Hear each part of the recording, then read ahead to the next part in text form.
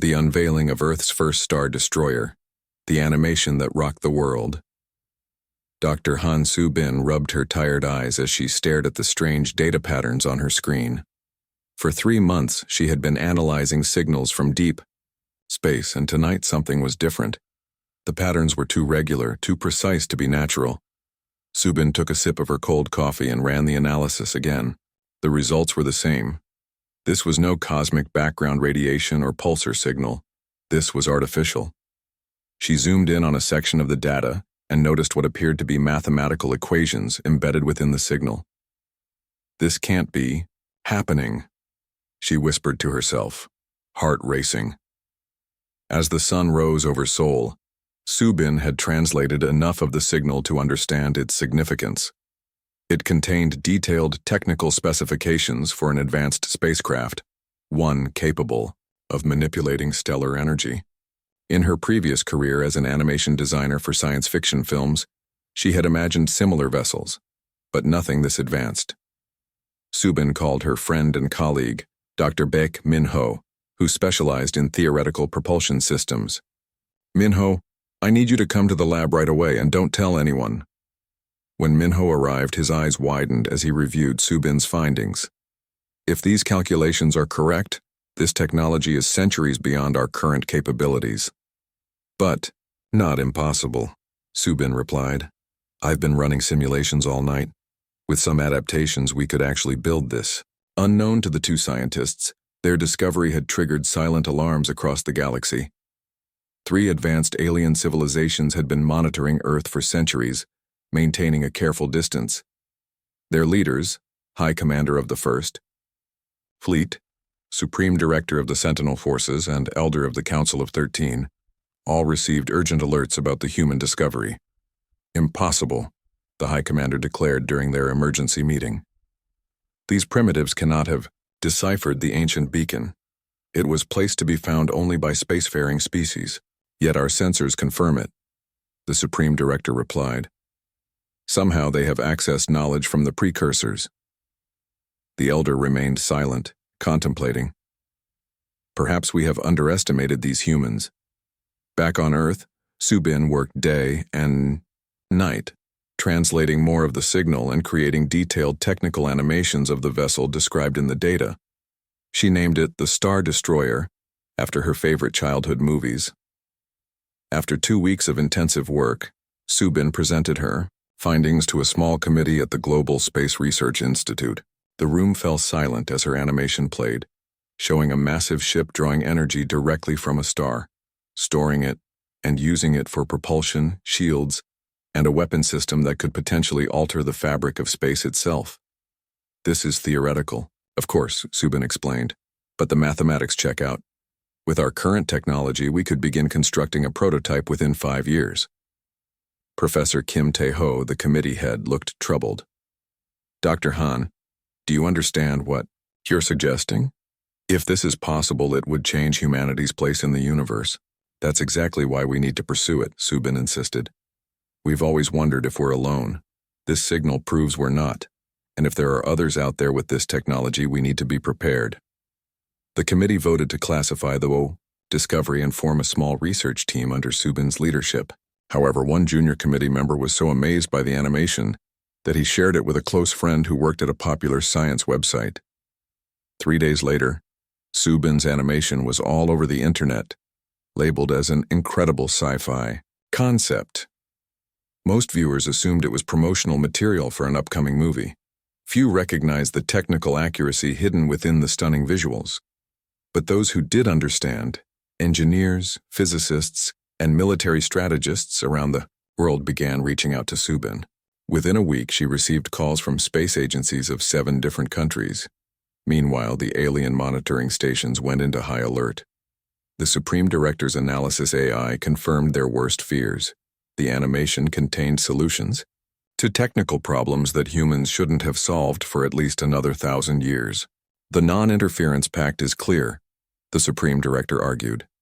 "Any species that discovers precursor technology must be evaluated before they can be allowed to develop it. Evaluation often leads to elimination," the Elder noted grimly. Then, "We must prepare the evaluation fleet," the High Commander declared. "Set course for the third planet." As Subin left her laboratory late that night, she noticed a strange light in the sky, moving too fast and too purposefully to be a shooting star. Without knowing it, she had set in motion events that would forever change humanity's destiny among the stars. The unveiling of Earth's first star destroyer. The animation that rocked the world. Subin's animation spread across the internet. Like wildfire. What began as a leaked clip on a small science blog became the most watched video in the world within just 3 days. The detailed visualization showed a massive vessel harvesting energy directly from a star, converting it into power for shields, weapons, and a drive system that could bend space itself.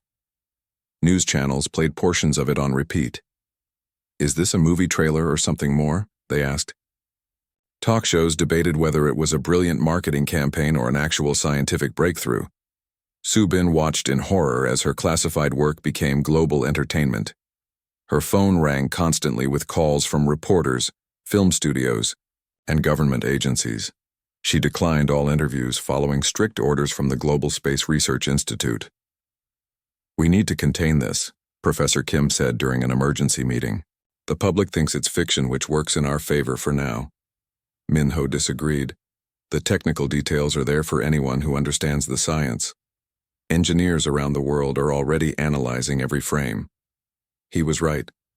In universities and research labs across the globe, scientists recognized that the animation contained revolutionary concepts. Online forums filled with discussions breaking down the physics displayed in the video. Within a week, collaborative groups had formed to reverse engineer the technologies shown. Park Ji-woo, South Korea's Minister of Advanced Technologies, called Subin directly. "Dr. Han, your animation has caused quite a stir. The president has asked me to form a special committee. We need you to lead it." Subin hesitated. "Minister Park, I'm not sure if you understand. This isn't just theoretical physics. If this technology works as I believe it can, it would change everything about our place in the universe."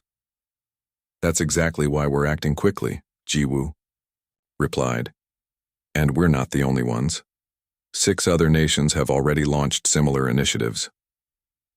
Meanwhile, across the solar system, the 3 alien civilizations watched with growing alarm. Their monitoring stations captured every transmission, every news broadcast, and every online discussion about the animation. "The humans are advancing too quickly," the Supreme Director stated. "Our models predicted they wouldn't reach this level of understanding for at least another century." "What concerns me," said the elder, "is not just that they have the knowledge, but how they're using it. Look at these collaboration networks forming. They're innovating beyond the original design already." The High Commander studied the data with concern. "The evaluation fleet will arrive in 30 days. We must decide our approach before then."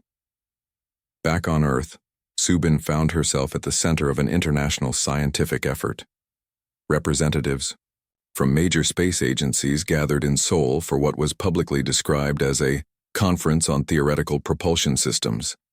In reality, they were forming humanity's first unified response to potential extraterrestrial contact. Dr. Lee Do-hyun, a quantum physicist from Daejeon University, approached Subin after the first day of meetings. "Your animation shows a quantum field stabilizer that shouldn't be possible," he said without introduction. "But I've been running calculations, and I think I can make it work." Subin studied him carefully. "You understand what this means, don't you?" "This technology didn't come from us," Do-hyun nodded. "The question is who left it for us to find and why." Over the next 2 weeks, a small international team worked in secret, converting Subin's animation into actionable blueprints. Engineers solved problems that had stumped humanity for decades. Physicists developed new theories to explain how the vessel could harness stellar energy safely. What none of them knew was that their work was being closely monitored, not just by their own governments, but by watchers from beyond Earth. On a quiet evening, as Subin walked alone in a park near her apartment, she noticed a strange shimmer in the air ahead of her. The shimmer solidified into a tall, slender figure that was almost human in appearance, but not quite. Dr. Han Subin, The figure said in perfect Korean. "I represent the Council of 13. We have been watching your progress with great interest." Soo-bin froze, her mind racing. This was what she had both hoped for and feared. Proof that we are not alone. Your animation has revealed knowledge your species was not meant to discover for many generations, the visitor continued. This has created a dilemma for those who watch over developing worlds. We found the signal, Soo-bin replied, finding her voice. We decoded it. If we weren't meant to find it, why was it there? That, said the visitor, is the question that has divided the council. And soon, your world must provide an answer. As the figure faded away, Soo-bin knew that everything had changed. Humanity's place among the stars would be determined not just by what they had discovered, but by what they would do with that knowledge. The animation that had gone viral was just the beginning. The unveiling of Earth's first star destroyer, the animation that rocked the world. 6 months after the animation went viral, what most people thought was science fiction began turning into reality. The world's governments had formed the Prometheus Project, a secret international effort to build humanity's first star destroyer. In Tiu, a vast underground facility beneath the Pacific Ocean, Soo-bin led a team of the world's brightest minds. The cavernous main chamber housed hundreds of scientists and engineers working around the clock. Massive holographic displays showed various components of the ship under development. Soo-bin stood with project co-director Park Ji-woo watching. Quantum physicist Lee Do-hyun test a miniature energy collector. The device, no larger than a coffee cup, began to glow with blue light as it successfully converted ambient energy into usable power. It works, Do-hyun said, his voice filled with awe. If we can scale this up, we could power entire cities, or one very large starship. Ji-woo nodded thoughtfully. How soon can we test the full-scale prototype? 3 months, Soo-bin replied. But we need to solve the containment field issue first. That issue was being tackled by engineer Kang Mi-na, who had developed a revolutionary approach to the containment system shown in Soo-bin's animation. While the alien design used complex equations that would take decades to fully understand, Mi-na had found a simpler solution. It's like they took the long way around, Mi-na explained during the daily briefing. They built layer upon layer of complexity over centuries, but were starting fresh, seeing connections they missed. This was humanity's greatest advantage. Where alien civilizations had developed their technology slowly over thousands of years, humans were approaching the same problems with fresh perspectives and creative thinking. Meanwhile, in orbit above Earth, construction had begun on the first components of the actual ship. Officially described as a next-generation space station, the true purpose remained classified. Only those directly involved knew they were building humanity's first defense against a possible alien threat. On day 183 of the project, the facility's sensors detected an unknown object entering Earth's atmosphere. It moved too fast for conventional aircraft and used no known propulsion system. Within minutes, military jets were scrambled to intercept, but the object easily evaded them. It's heading directly for us, Security Chief Choi Jun-ho reported, watching the tracking screen with concern. Soo-bin felt a chill. They know where we are. The object stopped abruptly, hovering just 5 kilometers above the ocean surface directly over the hidden facility. No weapons were fired, no communications attempted. It simply waited. What are they doing? Ji-woo asked, staring at the live video feed. Watching us, Soo-bin replied, just as they've probably been doing for centuries. After hours of tense waiting, Soo-bin made a bold decision. Against the advice of military officials, she took a small team to the surface in a submersible craft. As they emerged from the water, the alien craft descended until it hovered just meters above the waves. Communications specialist Yoon Seo-jin activated the universal greeting message they had prepared for this possibility. A series of mathematical sequences that should be understandable to any advanced civilization. The response came instantly. The alien craft projected a 3-dimensional image above the water, an exact replica of Soo-bin's animation, rotating slowly. "They want to know how we got this," Seo Jin whispered. Subin stepped forward. "We found your signal. We decoded it. This is our answer." The projection changed, showing Earth surrounded by numerous larger ships. "I think that's a warning," Junho said. Subin shook her head. "No, it's information. They're telling us others are coming." The alien craft opened, revealing a being similar to the visitor Subin had encountered in the park. It spoke in perfect Korean. "You have very little time. 3 evaluation fleets approach your world. 2 seek to prevent what they fear you will become.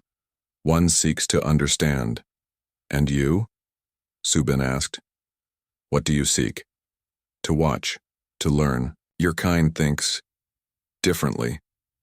You saw solutions where others saw only problems." The alien handed Subin a small device. "This contains what you need to complete your vessel before they arrive." "Why help us?" Subin asked. "Because in all our watching of countless worlds, we have never seen a species take an ancient warning beacon and turn it into a work of art before building it into reality."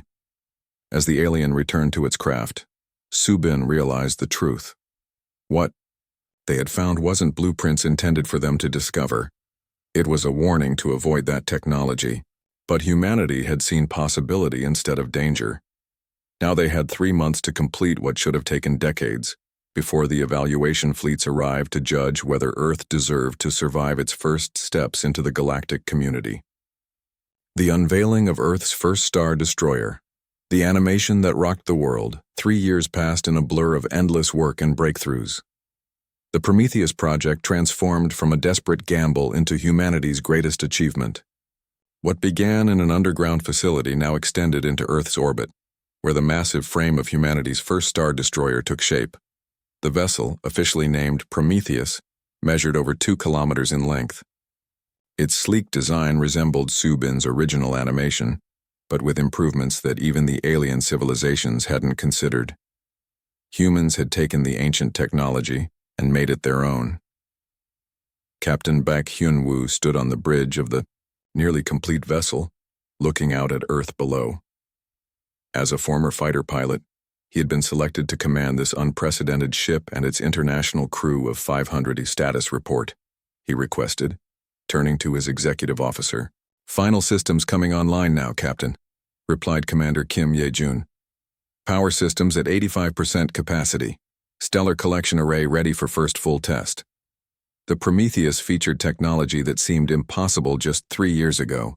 Its heart was the stellar energy collector, a system capable of safely harvesting energy directly from stars. This energy powered everything from the ship's faster-than-light drive to its defensive shields and communication systems. On Earth, Subin and Minister Park Ji-woo prepared for the official unveiling ceremony. World leaders had gathered at the Global Space Center in Seoul, though only a few knew the true purpose behind today's event. "Our long-range sensors have detected the alien fleets," Ji-woo informed Subin quietly. "They'll reach our solar system within 24 hours, Subin nodded. "Then we're just in time." The ceremony began with speeches about international cooperation and scientific advancement. To most of the world, this was simply the launch of an impressive new space vessel. Only those with the highest clearance knew they were witnessing humanity's first stand as a galactic civilization. When Subin took the stage, a hush fell over the crowd. The woman whose animation had captured the world's imagination 3 years ago now stood before them to present the reality. "Today, we show the universe that humanity is ready to take its place among the stars," she said, "not through conquest but through innovation and cooperation." On her signal, massive screens displayed the Prometheus in orbit. Gasps filled the auditorium as people saw the scale and beauty of the vessel. It looked remarkably like Subin's animation, now brought to incredible life. "What you are witnessing is not just a ship," Subin continued. "It is humanity's first ambassador to the stars." In orbit, Captain Hyun-woo received the signal to begin the demonstration. "All hands to stations. Prepare for first public stellar collection test." The Prometheus moved away from Earth orbit, accelerating toward the sun. Its special shields glowed as they protected the ship from the increasing heat. When it reached the optimal position, Hyunwoo gave the command, "Activate collection array." The front section of the Prometheus opened like a flower, revealing a complex arrangement of panels and emitters. These began to glow as they created a carefully controlled channel between the ship and the sun's surface. On Earth, people watched in amazement as streams of solar plasma flowed into the Prometheus, contained within shimmering energy fields. The ship's power system surged to full capacity for the first time. "Energy collection stable," reported the ship's chief engineer, Kang Mi-na. "All systems responding perfectly. We're at 100% capacity and holding." Hyunwoo allowed himself a small smile. "Begin transmission to all frequencies as planned." The Prometheus began broadcasting its success across all electromagnetic spectrum channels, a deliberate signal to the approaching alien fleets. Humanity was announcing its arrival on the galactic stage. At the edge of the solar system, the alien armadas received the transmission. What they saw shocked them. These primitive humans had not only built a working star destroyer, but had improved upon the ancient designs. "Impossible," the Supreme Director declared. "They cannot have mastered stellar energy collection so quickly." "Yet they have," replied the Elder, "and they are broadcasting their achievement to us directly. They know we are here." The High Commander studied the data with growing concern. "Our evaluations predicted they would be easy to intimidate or, if necessary, eliminate. This changes everything." As night fell across Earth, people celebrated what they believed was simply an impressive technological display. Few realized that less than a light hour away, 3 alien fleets were discussing humanity's fate, and whether this upstart species deserved to survive its dramatic entrance onto the galactic stage. The unveiling of Earth's first star destroyer. The animation that rocked the world. The alien fleets entered the solar system with overwhelming force. Over 300 vessels of various sizes moved in perfect formation, their hulls gleaming under the distant sunlight. Earth's telescopes captured images that were broadcast to a now frightened public. The truth could no longer be hidden. Humanity was not alone, and visitors had arrived. Captain Hyunwoo positioned the Prometheus between Earth and the approaching armada. Though vastly outnumbered, his ship represented humanity's only real defense. "All hands to battle stations," he ordered calmly. "Power all systems and maintain defensive posture." On the main screen, the alien fleet spread out, surrounding the Prometheus in a complex pattern designed to intimidate. The largest vessel, nearly 10 times the size of the Prometheus, moved to the center. "They're hailing us, Captain," reported Communications Officer Oh Ji-un. "All frequencies, multiple language patterns. They're trying to find a way to communicate." Hyunwoo nodded. "Open a channel. Use the translation matrix Dr. Han provided." The Puyo main screen flickered to life, showing a being with features similar to humans but with subtle differences that marked it as something other. Its skin had a faint blue tint, and its eyes were larger with vertical pupils. "I am High Commander of the First Fleet," the alien spoke, the translation coming through clearly. "Your species has accessed forbidden technology. You will power down your vessel and prepare for evaluation." Hyunwoo stood straight, representing all of humanity in this first official contact. "I am Captain Baek Hyunwoo of Earthship Prometheus. We discovered this technology through our own efforts. We have the right to develop it." "Rights?" The High Commander's expression showed something like amusement. "Young species have no rights until they prove worthy of joining the galactic community." From another vessel, a new signal came through. The Supreme Director appeared, harsher in appearance, with sharp features and gray skin. "Your kind builds weapons before you understand their consequences," the Supreme Director stated. "Our scans show your vessel cannot possibly control the energies it harvests. You endanger yourselves and others." Before Hyunwoo could respond, a third signal appeared, the Elder that Subin had described from her previous encounters. "Perhaps," the Elder suggested, "they should demonstrate their control. If they fail, intervention is justified. If they succeed, we must reconsider." The High Commander reluctantly agreed. "Very well, Show us that you can safely use what you have built, humans. Hyunwoo turned to his crew. This is what we trained for. Engine room. Prepare for full stellar collection. Navigation. Take us closer to the sun. As the Prometheus moved toward the sun, the alien fleets followed at a distance. Chief Engineer Mina's voice came over the comm system from the engine room. Captain, they expect us to fail. The standard collection process won't convince them. What are you suggesting? Hyunwoo asked. The modified technique we tested last month, it's risky, but it would demonstrate complete mastery of the technology. Hyunwoo considered for only a moment. Do it. The Prometheus approached the sun closer than ever before. Its collection array opened, but instead of the standard configuration, it formed a new pattern, one developed entirely by human engineers. What are they doing? The Supreme Director demanded. This is not in the ancient designs. The Elder watched with growing interest. They've modified the technology. Fascinating. The Prometheus began collecting solar energy, but instead of simply storing it, the ship created a controlled fusion reaction outside its hull. The energy formed a perfect sphere of light that pulsed with power. Energy stable, Mina reported. Containment field holding at 100%. Hyunwoo opened a channel to the alien vessels. High Commander, Supreme Director, Elder. What you are witnessing is humanity's contribution to this technology. We didn't just copy the ancient designs. We improved them. The sphere of energy began to change color as the Prometheus demonstrated precise control, shifting the fusion reaction through various states without losing containment. Impossible, the Supreme Director whispered. The Elder moved closer to the screen. No other species has achieved this level of control so quickly. Their minds work differently. After completing the demonstration, the Prometheus released the energy safely back into the sun and returned to its position protecting Earth. The three alien leaders conferred privately before addressing Hyunwoo again.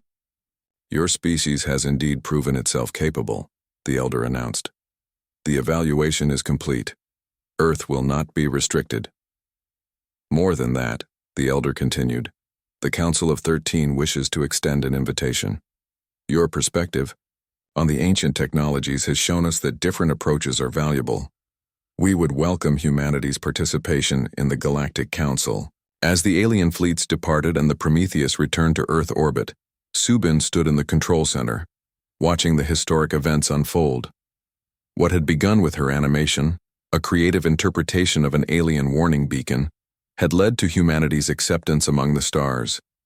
We did it, Park Ji-woo said quietly, standing beside her. We survived first contact. Subin smiled. We did more than survive. We showed them something new. Across Earth, people celebrated their first day as part of a larger community of worlds. The animation that had gone viral years ago now played again on screens worldwide, no longer science fiction, but humanity's first step toward a destiny among the stars. The end.